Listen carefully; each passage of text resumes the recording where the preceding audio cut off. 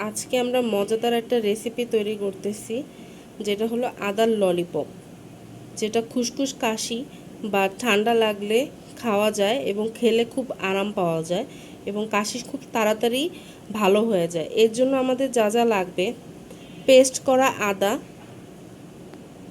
আখের গুড়, তেঁতুল, আর গোলমরিচ আর বিট লবণের গুঁড়া। এই কয়েকটা উপকরণ দিয়েই আদার ললিপপ তৈরি করা যায়। তারপর এক এক করে উপকরণ দিতে হবে। প্রথমে আদা দিয়ে দিব। আদাটা দিয়ে একটু নেড়ে তারপর এটার সাথে আখের গুড়টা দিয়ে দিব।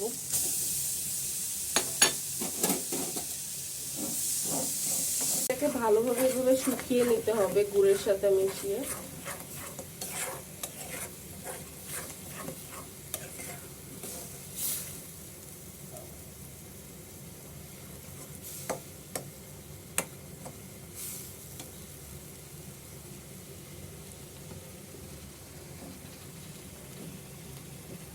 এখন তেঁতুল, গোলমরিচের গুঁড়া আর বিট লবণটা দিয়ে দিব।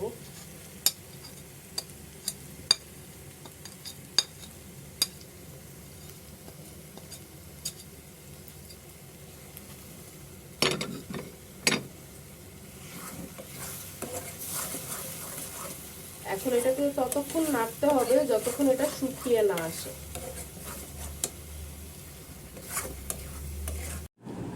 একটি পাত্রে নামিয়ে মিশ্রণটাকে ঠান্ডা করে নিতে হবে। চিনিকে এভাবে গুঁড়ো করে নিতে হবে। তারপর এরকম ছোট ছোট বল বানিয়ে চিনির এই মিশ্রণটাতে মেখে নিতে হবে। কিন্তু অবশ্যই হাতে সরিষার তেল মেখে নিতে হবে, তাহলে হাতে লেগে যাবে না। এভাবে তৈরি করে ফেলুন ঘরে থাকা উপকরণ দিয়ে ঠান্ডার জন্য আদার ললিপপ।